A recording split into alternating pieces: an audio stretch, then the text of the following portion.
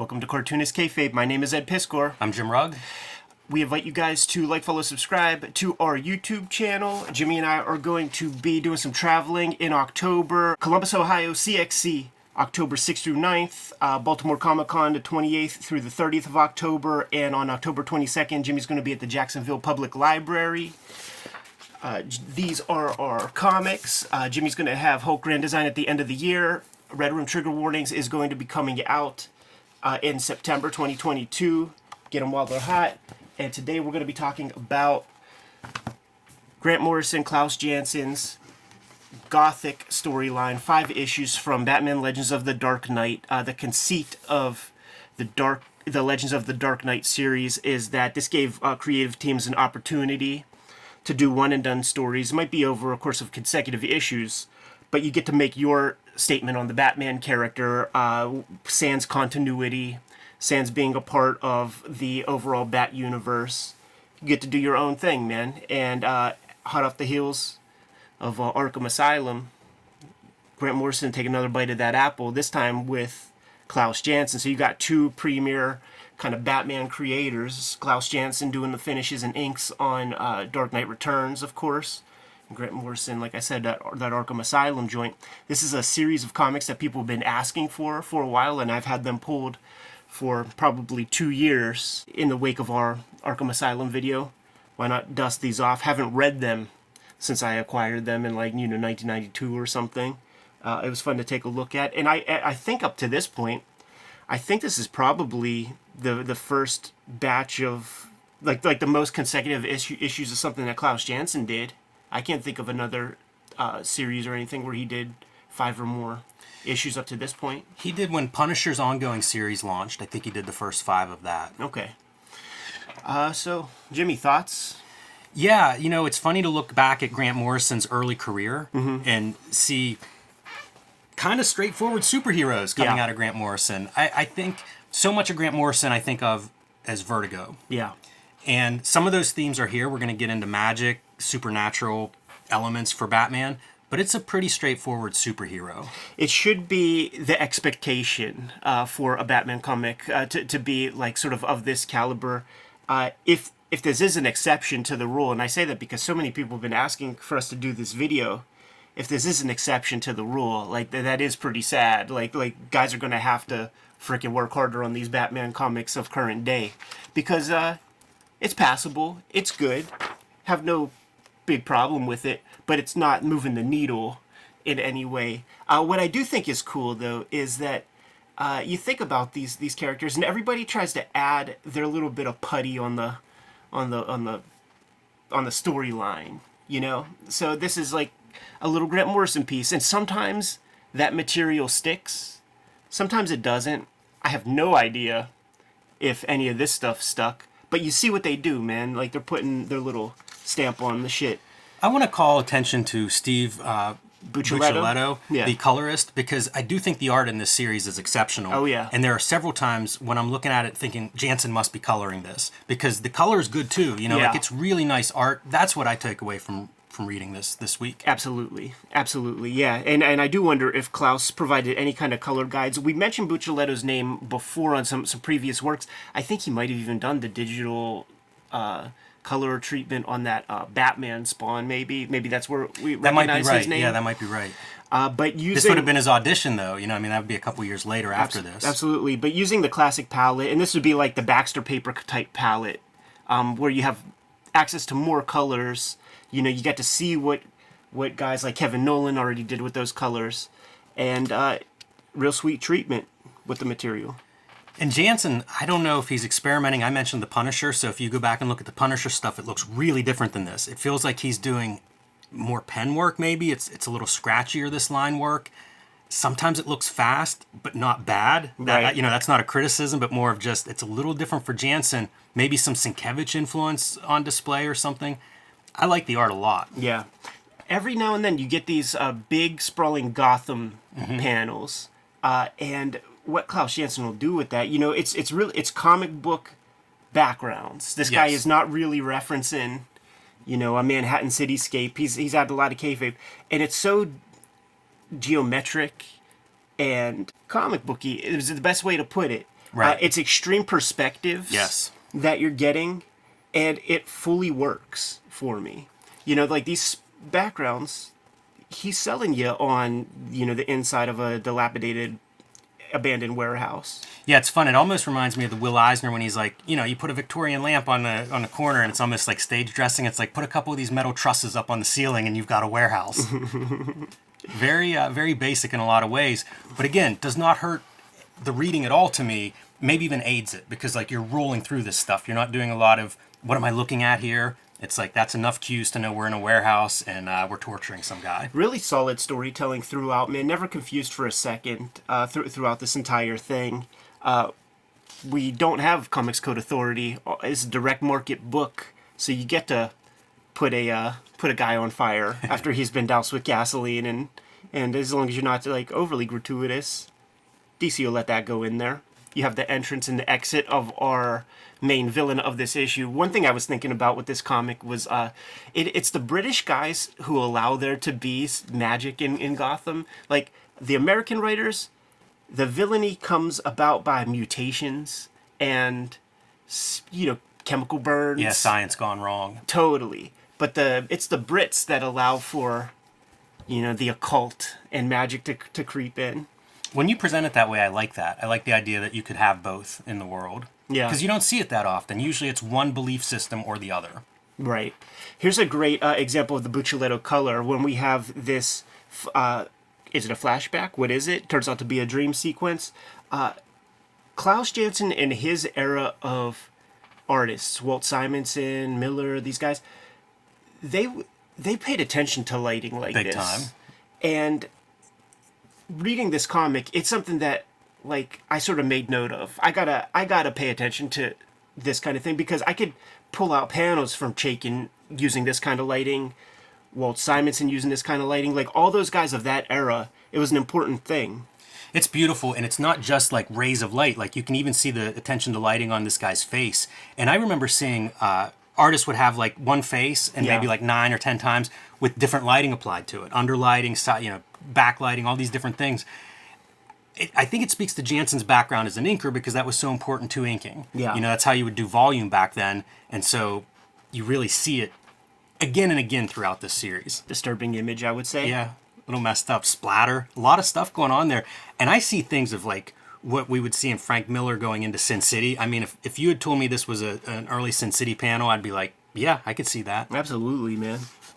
It's neat how that, like, there's almost crossover in mark making and influence on, you know, people that brush up against each other on these pages. Bruce Wayne wakes up, man, and he's got a mohair 70s carpet in his lavish Playboy bedroom. Yeah, besides the lighting, it's the texture that you're going to see in all different environments in this comic. Yeah, with these dabs, man, like it feels like Sharpie marker. Doesn't it feel like he's playing with some new tools or some new influence on his sleeve? That sums up Janson to me. Yeah, I think that's a good strategy for everybody. Keep adding to your game. Yeah. Yeah, he seems like a restless inker, and I mean that in the best way. Yeah, I wonder if he viewed this as an opportunity. You know, it's Dark Knight. It's a big high profile Batman project. So he's penciling and inking. Bring the A game. We have a couple of villains, and his dame getting ready to go to some kind of soiree, some kind of party. It's a good 2-page sequence that shows Our Lady getting gussied up for the festivities, and when the elevator collapses, this is what you're left with. Yeah, feels a little restrained as well. Like an elevator collapse, I feel like you could abuse not having the comics code. Oh yeah. I can't imagine that's a pretty scene. Another one of those, like, here's the ray of light coming in. That's a pretty scary look. Like, that does not look like an attractive Bruce Wayne right there. Got mom, pa Wayne. Yeah, it's kind of a nice panel in that sense. It is, yeah. Because that's one of those panels that we've seen 150,000 times in Batman comics, you know, like Wayne sitting in the study, you know, looking out that giant window. And how do you make it somewhat new? And what's up with all the clocks? Yeah, I'm not sure about the clocks. Because they're all set to the same time, right? It's not like this is a collection of world clocks. Right. Both of these comics, man. Chris Sproul's story in there is pretty exceptional. Chris Sprouse. I think of him Tom as a Strong? 90s, yeah, Tom Strong, Supreme. That's such a different look for his style. Well, Must have no, been no, very young. no. This is Neil Adams' cover. Oh, Yeah, okay. he's on the inside. Does it look like Chris Sprouse on the inside? Yeah, yeah. It's tight. Look at some of the coloring. Beautiful. Here. That's real attention to detail in the colors part. Absolutely, man. You know, you got like a dusk coming through those windows through Venetian blinds. That'd be like the color prototype for Sin City, because you got to have the shadows of the blinds if you're doing noir. Absolutely, man. So the conceit of this story is that people are these crime leaders of Gotham City are getting bumped off one by one. They're being appraised of their demise beforehand through these notes, and as all of these, bad guy leaders, gang leaders, kind of put their heads together, they realize that somebody that they bumped off a long time ago is doing these killings, and they kind of can't believe it. This is another one of the most beautiful coloring jobs I've ever seen, where you see it's a setting sun out the window, right? It's twilight, and it's coming in the windows pink, but wherever it's not getting light from the windows is that gray washed out color. Even on the floor, where like the window sill is casting that shadow, that's amazing coloring strong. attention. Yeah, super strong. Really exceptional when you think of the average comic book coloring job. Here's more of those extreme perspectives. You got to draw a cathedral, a big ass church in the heart of Gotham. This storyline is called Gothic, so you have to draw Gothic architecture, and it looks simple, but I defy you to go do that. He does make it look easy, and we're going to see some really cool... The city stuff is a fun character throughout this, because Janson, look at the perspective here. Oh, yeah. The ground plane's like over on this side. Yeah, there's a vanishing point like right here. Yeah, very wild. And it becomes a great directional device, because like all points leading to Batman from every angle of this page. Yeah, it's classic composition stuff. And you'll note that this is hand-drawn or not straight edges on your texture of the bricks. There'll be cityscapes like that are hand drawn in. Yeah. And I'm guessing maybe they're ruled out in pencil first, but then there's no straight edge used for the ink lines, and it's another one of those like great comic cityscape. I abide by that in my practice, man. Like with it. have that organic line. You figure out when you're young, like how to even make a box in perspective or whatever. Then you graduate and you learn how to draw characters in that space or whatnot. But then there's a certain point where you have to gussy up that city, make it feel lived in, consider lighting, and we have, shadow and stuff on these buildings. I'm not up on my stage plays and Broadway and stuff, man, but something tells me that Don Giovanni, the opera or whatever it is they're seeing, has some story significance. Yeah, I appreciate that his date is like filing her fingernails. Yeah, absolutely. She's not as impressed. Real Brando-ish, Don Corleone looking gimmick right there. Yeah, very much so. Probably not an accident. And I think it's like, and by the way, never see shadows on our Mr. Whisper fellow right there. Right. Which makes you think, like, should he be a vampire or something? Yeah. I guess that's a reflection, right, with vampires. Yeah. Cut that. We got these pieces interspersed throughout, enough that you kind of forget about this character until you see her again. I did not realize this was this character. Yeah. Like if I, now going back like a second time here, seeing it, yeah, this will become a recurring character, and it makes sense. She's getting page time, so expect to see her again. Right. But I did not realize that's who it is. Yeah. Pretty subtle, her introduction. Yeah, she gets like maybe a page an issue. Like, we could make note of that. These hoods feel particularly British, 2000 AD type guys to me, and it makes me wonder, like, did Grant supply thumbnails for this story with little character designs? Because that doesn't seem like some American construct. Like we have like the Warriors and junk, and this feels 2000 AD-ish to me. Yeah, it's a good call. It's hard to imagine Morrison not doing some drawing. Like we know he does that for character designs and sometimes layouts. Batman is so theatrical. Gotham City is hell. We are all in hell, and I am the king of hell. Yeah. That's pretty over the top. It feels almost manga-esque to me. And this hood is angry because his hairline is getting pushed back pretty severely. Going through a midlife gimmick. Don Giovanni. Back to that sequence, and it's like bombs hidden in chocolates or something. Yeah, I was a little bit confused because who's killing who? It's pretty muddy how that plays out. Yeah. Often it is Whisper, but not always. So there's some ambiguity on some of the murders that are taking place. Yeah. And how they're being executed. Yeah, I'm thinking these first couple are Whisper, and I'm putting that one on that other mobster. We'll get there. So interesting how much this line is a line we would see in Dark Knight Returns. It really is. And a line that, like Miller kind of directs Janson in that direction for Dark Knight Returns. Yeah, this comic can make you appreciate Klaus's contribution to the Dark Knight. And it's also, you look at some of these marks throughout, and it's really the stuff that Eastman and Laird took away. Kevin Eastman in particular. Mm-hmm. It's the stuff that Eastman took away in his love of that comic. How about that for a beautiful cityscape? It's so fine that they even used it on that ad a couple of pages previously for promoting the comic. And just like you cut in some whites here, implies wind. Like a wind, the wind tunnel that happens to a city. Not far from the Bernie Wrightson composition exactly what I thought of. From that Swamp Thing comic.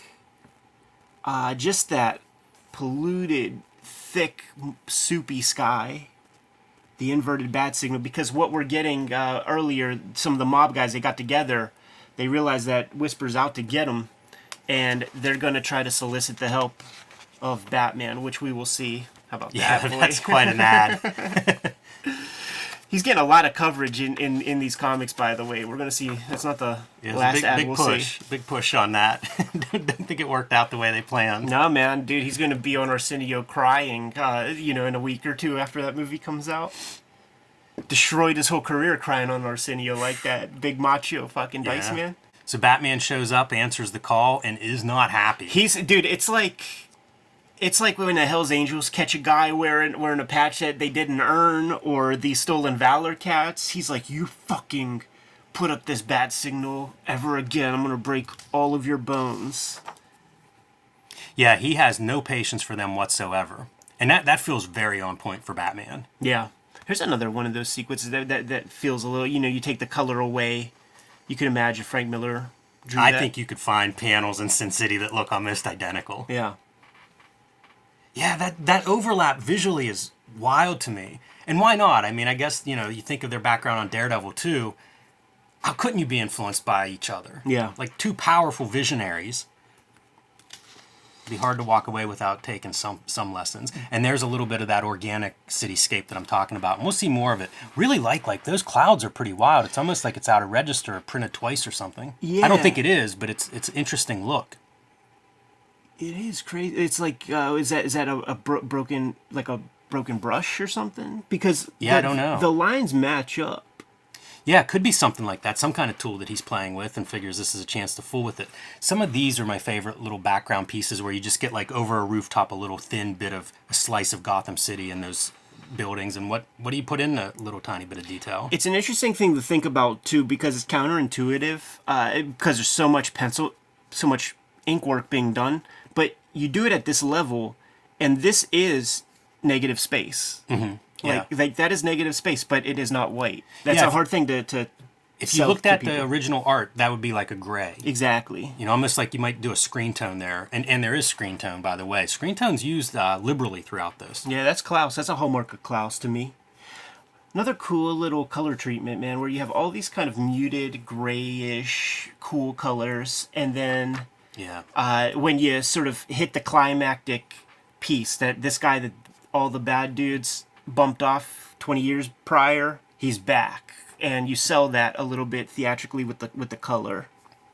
Yeah, they're bargaining with Batman, like we'll go clean, we'll clean up the crime here for while we're trying to solve this, and he's like, you can never be clean. Yeah, reading off their crimes. Right. Yeah, he's no selling, but they gave him a clue nonetheless to some stuff that's going down. This is one of my favorite bits of storytelling in this whole 5 issues. So first we see our figure with the spotlight, with the flashlight, and then you just need the flashlight. Like we establish the language and what's going on there, and then it's just the visual, that cool little spotlight. Straight up Slender Man silhouette right there, by the way. And this is our girl who just came to town.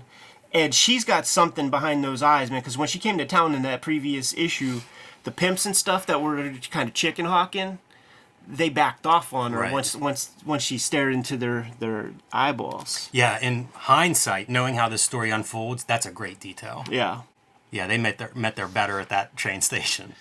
See, man, I feel like Klaus is working off of some Grant Morrison thumbnails with this panel right there, because only British guys would think a tough dude would hold a cigarette that way. You know, Klaus, living in New York City, he ain't gonna draw that. Super weird drawing. Look at those figures for a second. Absolutely. Like the legs are twisted around. I see bits of like Guy Davis, you know, I would see in the 2000s doing some stuff like that. Very different for Klaus, I think. He'll have those moments, man. Like, I feel like all of his comics have those kind of weird moments. Like, I hesitate to use the word wonky because we associate that in a negative way most of the time. But he allows for expression. Yes. And I think of it like that.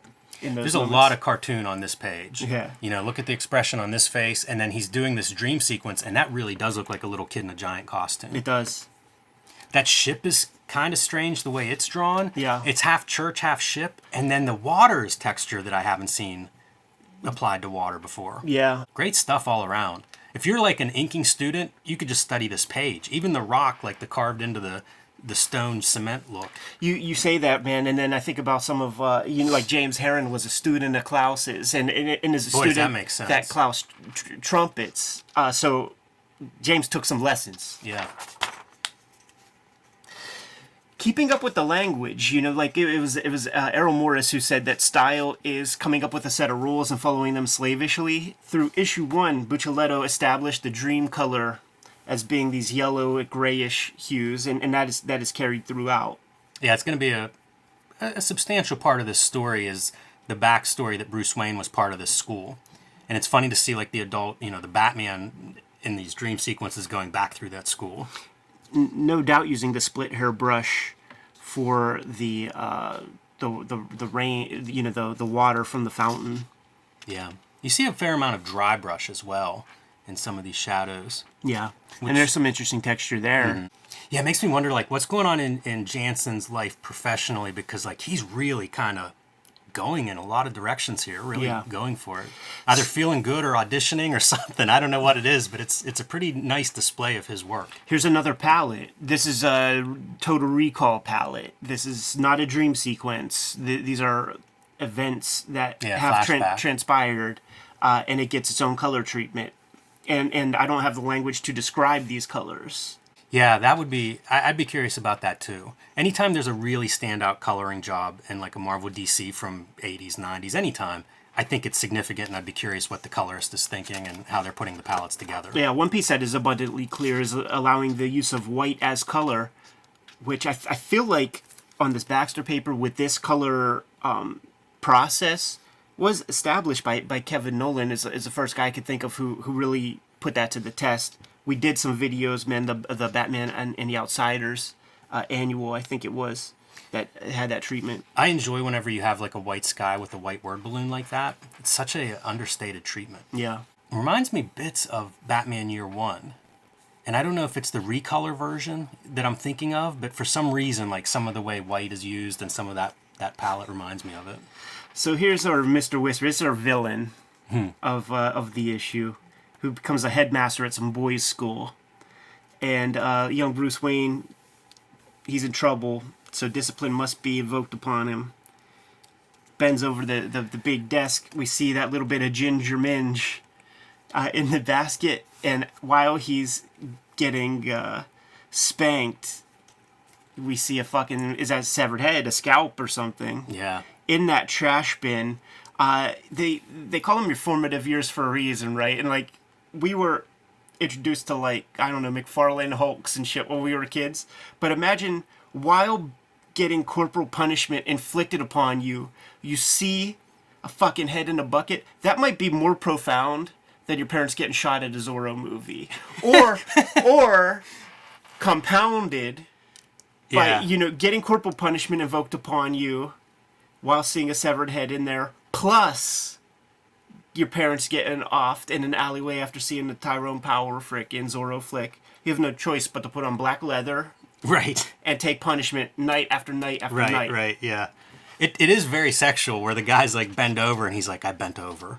Yeah. It's a rough panel. Back to our modern day gimmicks. And look at this for a color hold and also just almost freehanding in your cityscape. Looks like it, man. And with that big thick brush, Yes. makes me think of Joe Kubert would do this kind of treatment once he saw, Tom Palmer and guys like that doing Sir Prince, man. Rest in peace, Tom Palmer, by the way. You mentioned the negative space stuff. Look at this panel for using negative space. That's some wild stuff there. Yeah. Janson's great with the shattered glass. We're going to see a few panels like that where the shattered glass is a really cool design device in the panel. And again, makes me think of Miller and Sin City. Like these guys are sharing ideas. Yeah. Yeah. Overlap is the key. Yeah. Overlap is the key. I'm going to pull something out real quick. Because this is what happens when you don't have overlap. And you see that right there, man. And it's too spaced out. Yeah, it's almost mosaic tiles. Exactly. So that's how you don't do it. That's interesting. Keep that in mind because there's a better example coming up in Gothic of like the shattered glass that really illustrates what you're describing there, Ed.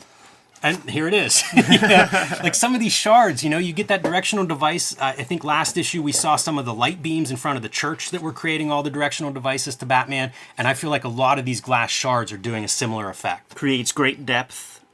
It's the stuff that we were talking about when we were looking at that one Brian Talbot piece in the Mobius book, where all the birds that are flying around in an orientation are all evenly spaced, never overlapping, and it's like, what is that? Like, why is that wrong? I don't know, but I have that struggle too. Love this, just a slight tilt. Yes. He's just off. Like this guy isn't right. He has the hair of a Bat villain. Yeah, he does. Ra's al Ghul. Absolutely. Very specific Bat villain, not a generic one. Even has parallels with Ra's. Yeah. And that, Keeps coming back. Right. Kind of not exactly immortal, but living long beyond a regular human life. In Ra's with the Lazarus Pit, there's your science, but magic with this fella. Communicating at night through color. Gotta love the Batman shadow. Yeah. That's fun. It's one of those conventions that makes sense with Batman, but how do you spin it? This is so in an fun. interesting way? You got the sculpture guard in here. Mm-hmm. And this guy is that guy. Yeah. Is that fella. And I like to think that all of these are marble, except like the one statue has this kind of wine-colored trench coat. But Batman is still... If it was an Adam West TV show, like that would trick him. Got the Outlaw Comics blood on the jib right there, dude. Look at how twisted up that body is. Yeah, it's good. I can't even tell like how those legs... That's some... real distortion there. Yeah. Yeah, it's like 3-point perspective on a figure. He bends that figure around a lot. Yeah, another good example of that. Nice use of the tall vertical panels. Yeah. Truly. And you see these statues in two different angles. Yeah, great perspective, this first panel. That's such a fun... It's almost Wile E. Coyote. And dude, it's Chekhov's spear. Yes. Like, don't establish it in panel 1 if it doesn't pay off in panel 3. Yeah. And he's like holding his neck right there. And we'll discover that it's a good thing he walks around with a neck brace on all day. That explains Michael Keaton, huh? Right. Dude, a little bit of fisheye lens kind of thing happening. That feels very manga-ish. Yeah, hard to believe that works. I would never in a zillion years even attempt something like that. Right, because like it looks like there's a straight edge. Yeah. For this set of vanishing points. Yeah. But then there's French curve being used at the vanishing point that's up here. Right? Because there's like I don't know, to man. that. It looks pretty straight from my angle. Is that true? Put something down there.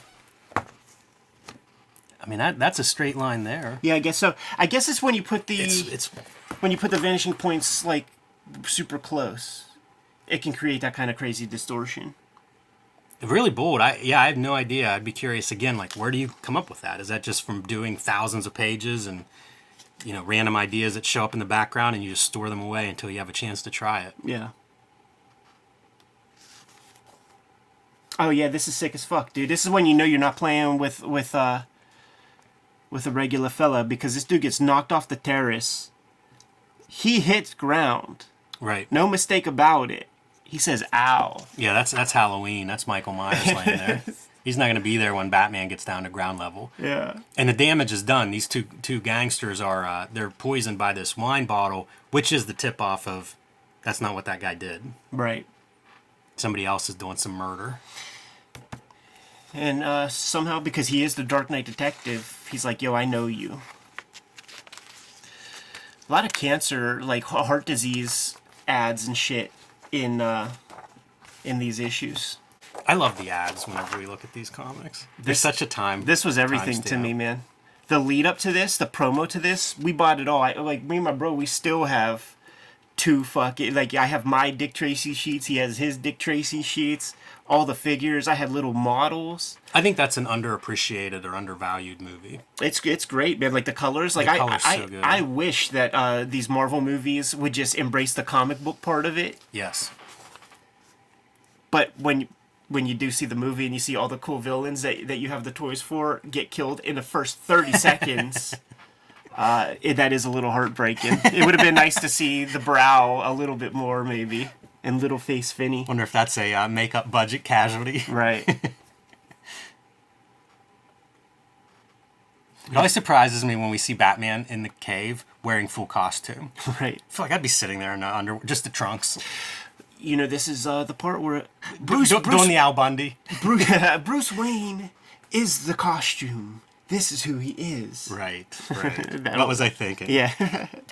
The logistics of this cave feel good, man. Like, it feels reasonable. It's like there is a cave under there, and the command center just sits up on platforms above the terrain. That feels legit. Yeah, but now I look at this, and as someone who's in the middle of a kitchen remod, Yeah. you're not making this. This is a huge project. Like, you're not turning that cave into the Bat Cave without a lot of people knowing who Batman is. Yeah, man. You see this. That's a lot of work. See Better Call Saul with how they created that underground construction. Maybe Batman had to off some day laborers after they might be buried under there. And not only does Alfred make a mean fucking deviled egg, he's a seamstress. I thought you were going to comment on the gin and tonic Batman was.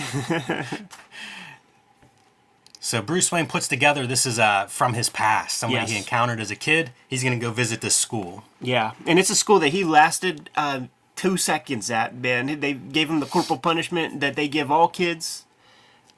He ran home and called mommy and daddy. They got him out of there. And... They cut that for now. Cut a little promo on privilege and wealth because Bruce Wayne wants some information and that guy's reluctant until he says, I'll put a nice donation in for the school.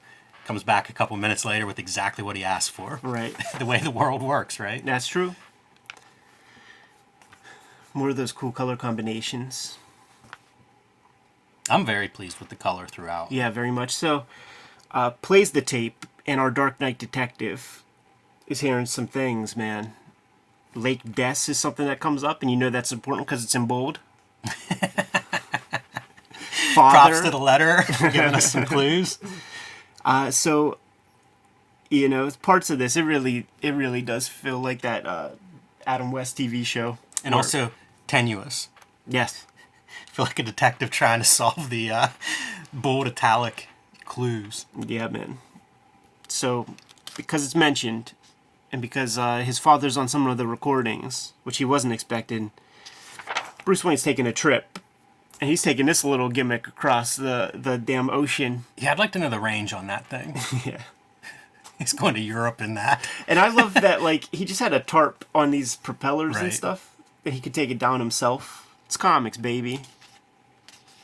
That feels like something Morrison may have provided drawings for. Yeah. That vehicle.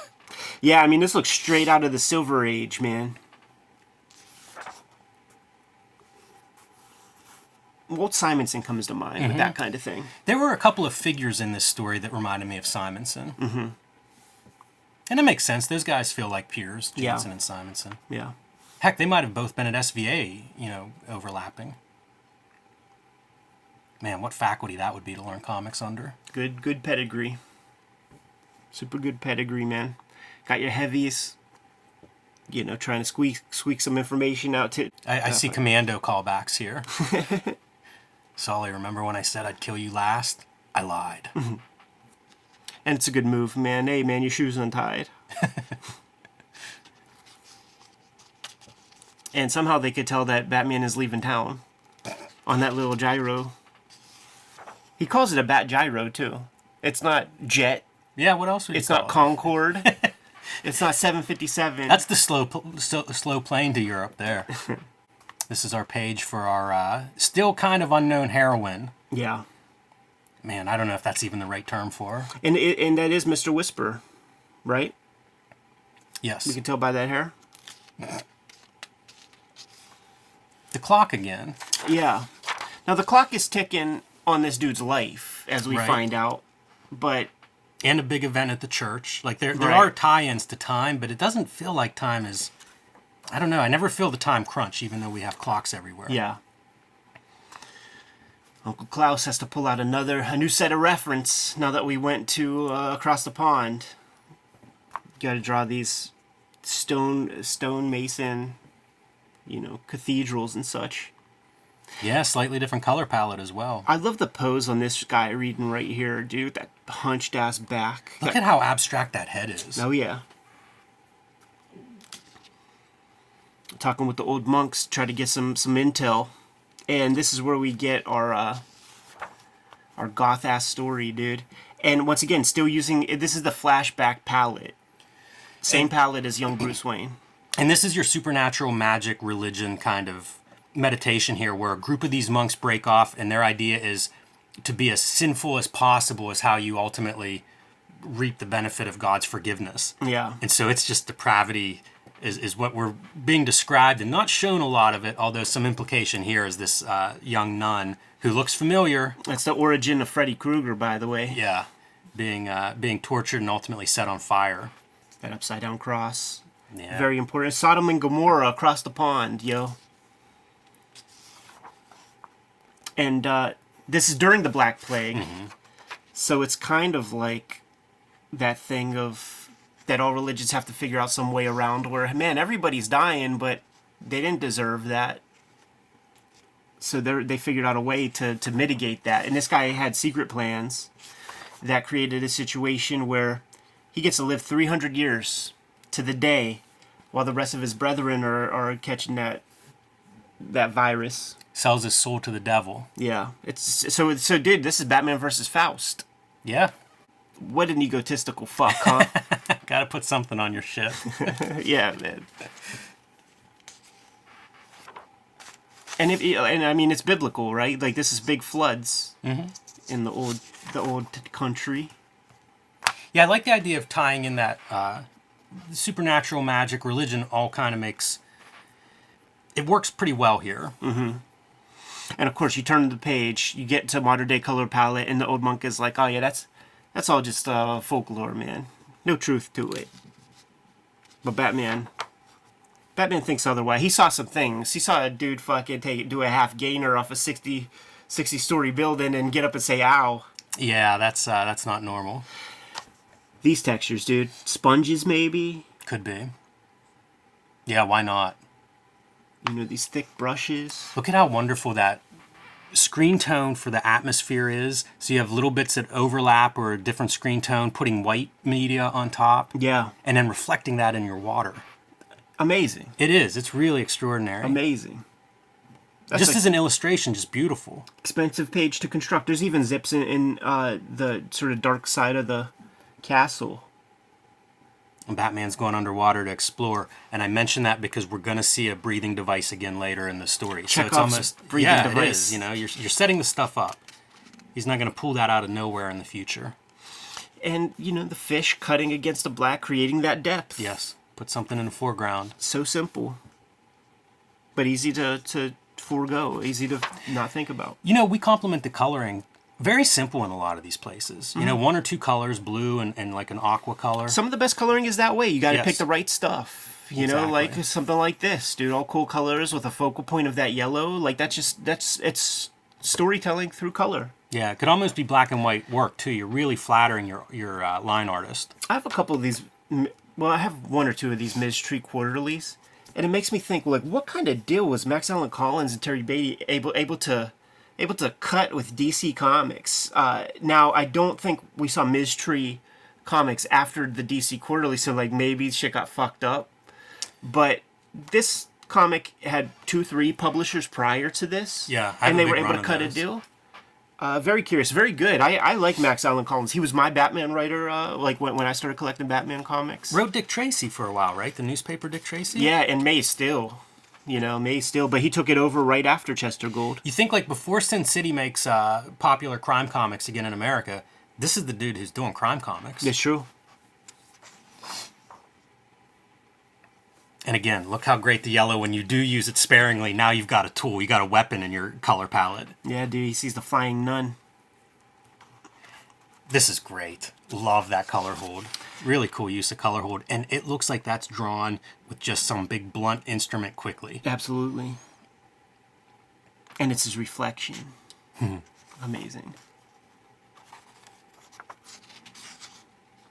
And what's he find out? That Gotham Church is not an accident. Look, repeat of our flashlight scene from earlier. Yes, and it's been noted, probably in issue 1, that there is a time capsule that's to be opened at a certain time. Hey, Jack Davis doing a cancer ad. Yeah, for sure, dude. It's such a cool piece too, and it's, dude, how times have not changed. It's all about like diet, the sun, radon. It just seems, it seems just about every day there's new cancer warnings. Like that's never changed. So this is your 1990s hypochondriac. Yeah. I love seeing Jack Davis, though, in a comic book in 1990. Absolutely, man. I was, like, staring at his knuckle lighting. I always admire his like, the shoes and feet are always really strong. He was so funny. There was that video with the EC Comics interviews with everybody. I don't know if you watched all of them. I sent you guys links to that. The Jack Davis stuff is funny because he's being so honest when he's talking about the trips. They asked him about Bill Gaines, and he's the most generous man, would take us on trips with Mad Magazine. And at first it was like all the guys, and then he started letting the families come, so we brought the wives. It wasn't as fun, he said. He's being so honest.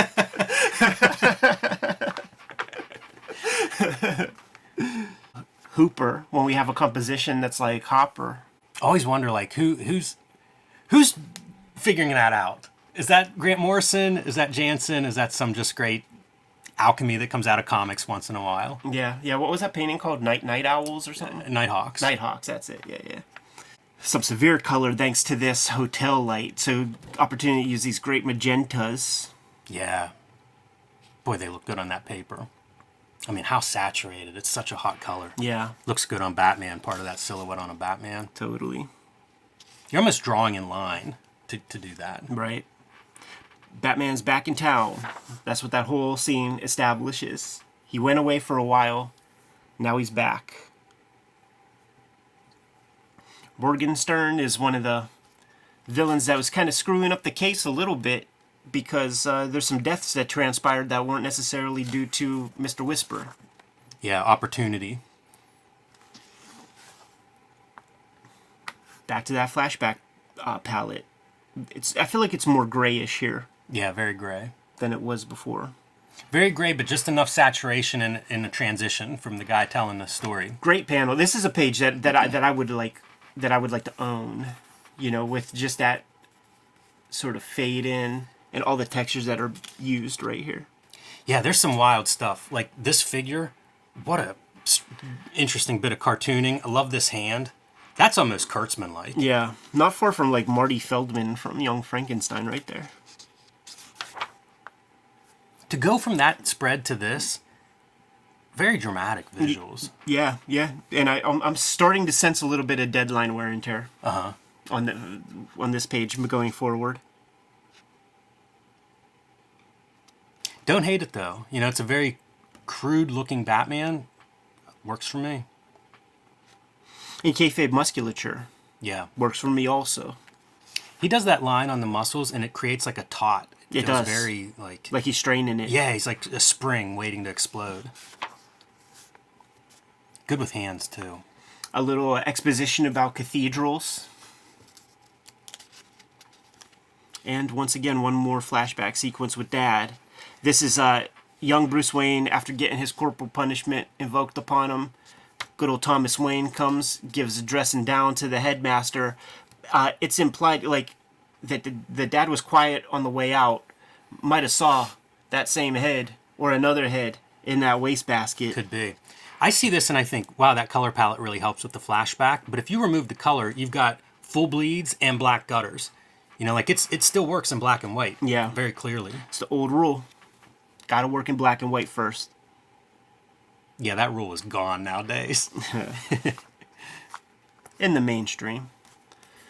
Look at that soupy sky, dude. Like, that is beyond rain. That is acid rain. 3 Mile Island has melted down, and the rainstorm has come directly after. There's so much going on Mixing there. with smog and soot. This is what, like, the legend of the Pittsburgh skies of yore. Like, Yes. but right before, like, little Eddie P was born, man. I would hear tales of, you would have to clean your car off every day. You would have to clean your windows every day. You'll see those pictures too in different places around town, and it looks like this. Soot everywhere.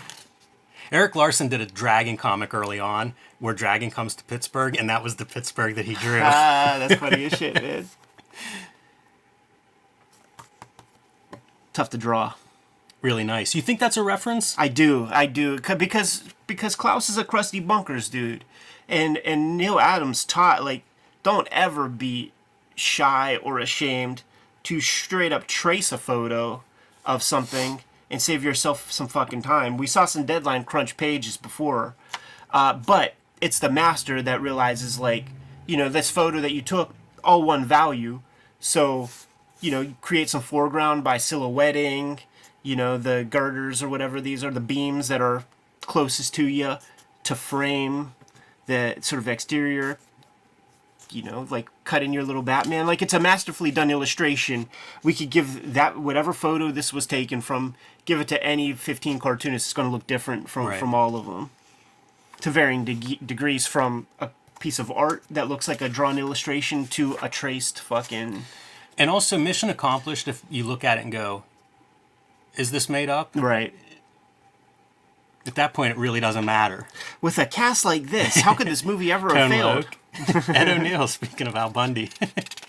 Gilbert Godfrey, yeah, that's quite a lineup. Yeah, dude, this is so funny because he plays basically Howard Stern, and they tried to get Stern for the role, but Stern is very proprietary about what he does.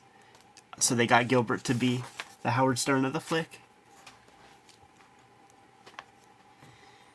They do really well at making these different environments different. Absolutely.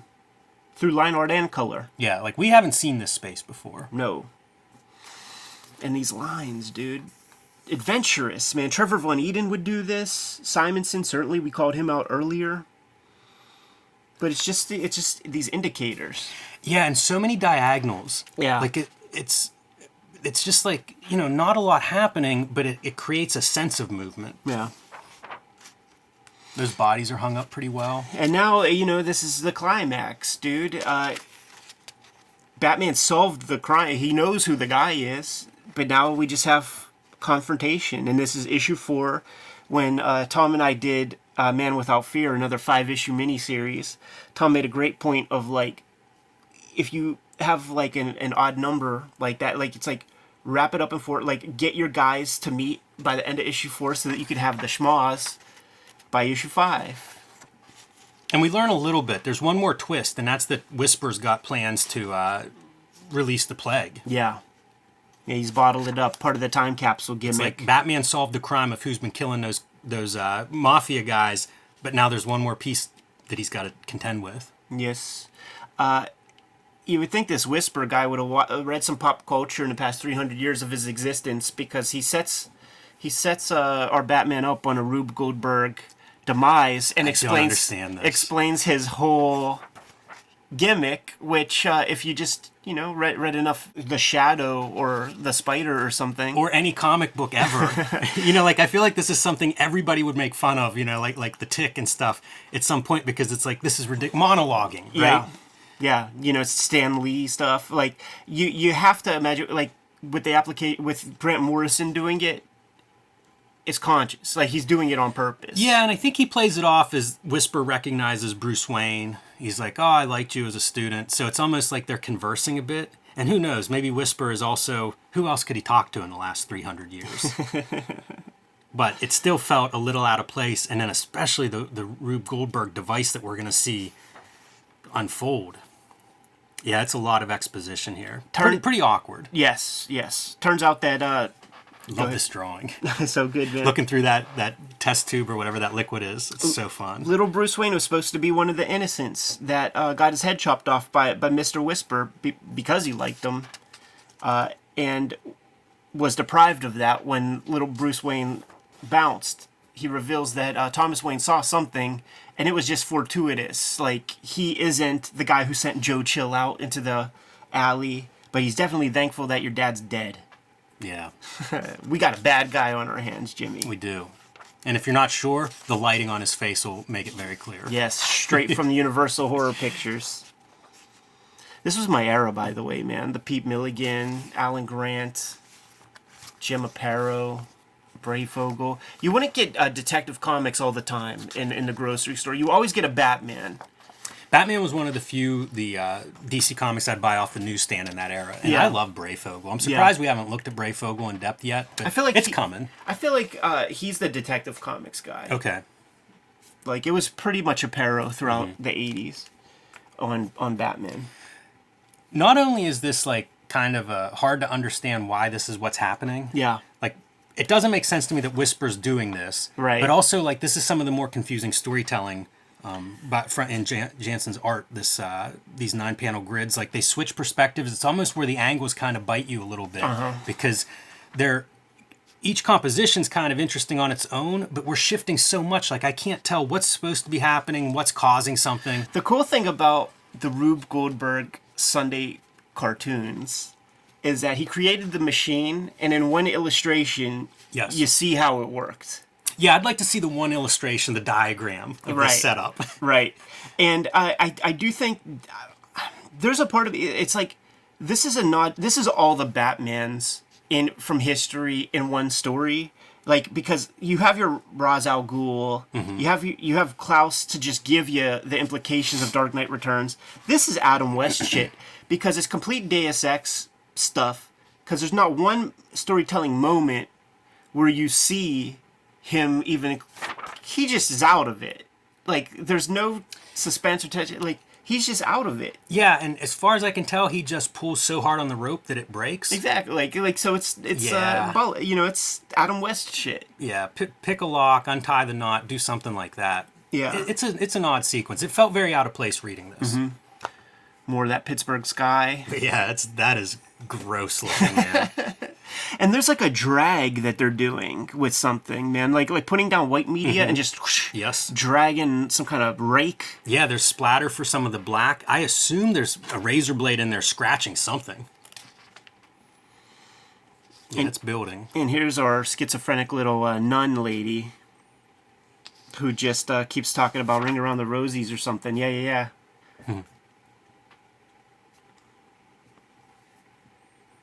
How about the light rays and the shadows, dude?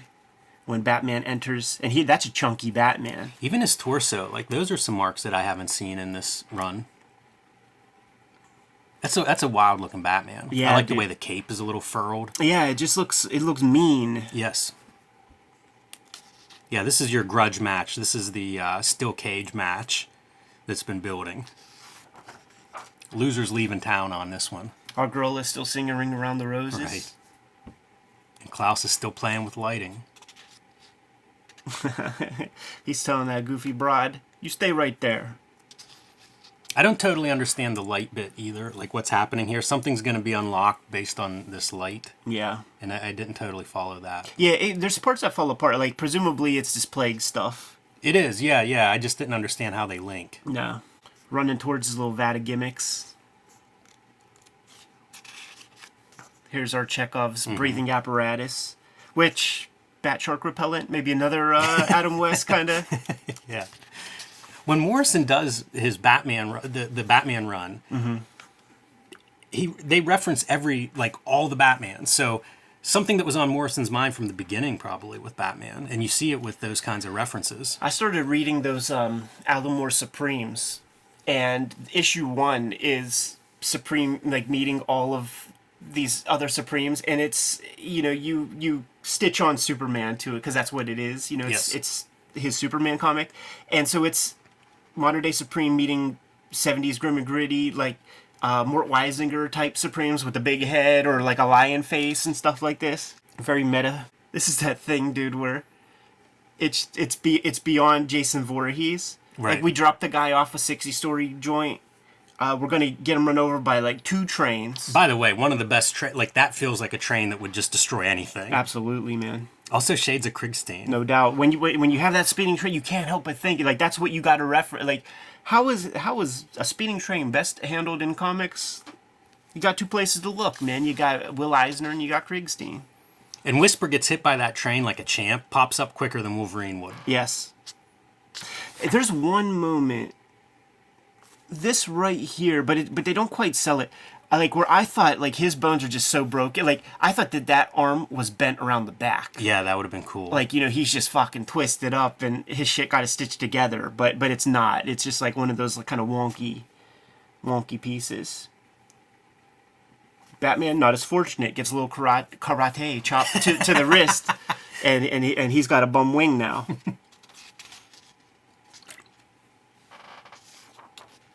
Spray some Banaka. This is that Amway Banaka, man, that the kids from your elementary school whose parents put them out to pimp Amway products was selling you. It's funny what works on Whisper and what doesn't. Yeah. Yeah. Here's train number 2, Jim. Yeah, why would you expect anything different this time? This time going through the joint. And this was like one of those like intense Krigstein-ish Totally.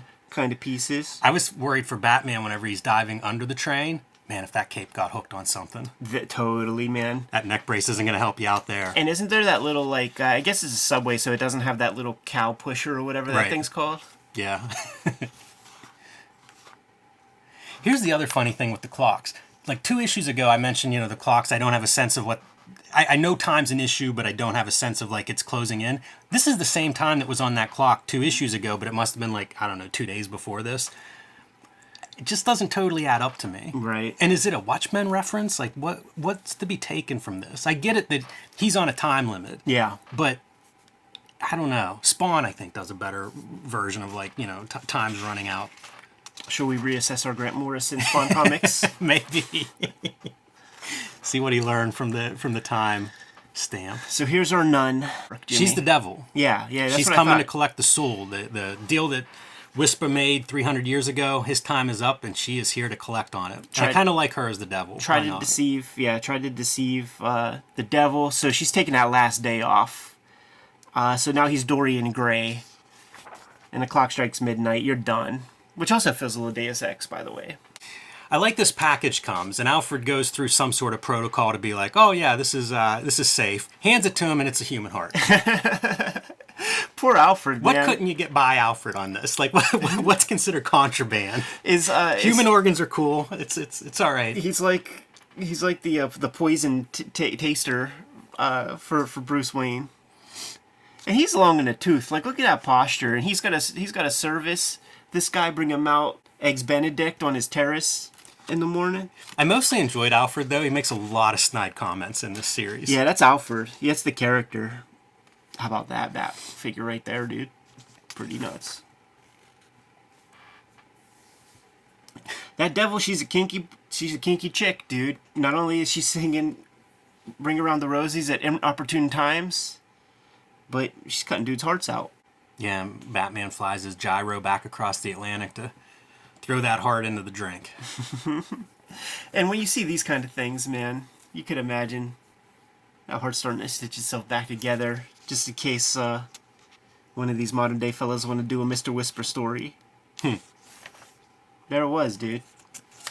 Did you ever read this, Enemy Ace War Idol? No, but it looks good. It was in one of those comic scenes early in my reading. I didn't read the story, but there was an article on it, and I always thought it looked cool, and I love this ad for it.